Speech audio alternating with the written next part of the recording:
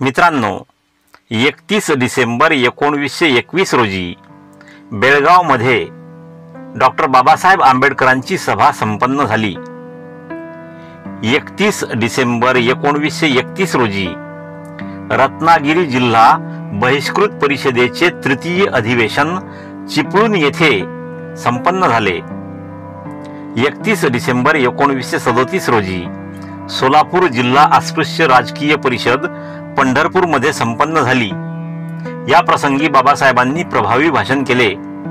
तसेच पंढरपूर नगर परिषदेतर्फे बाबासाहेबांचा जाहीर सत्कार करण्यात आला।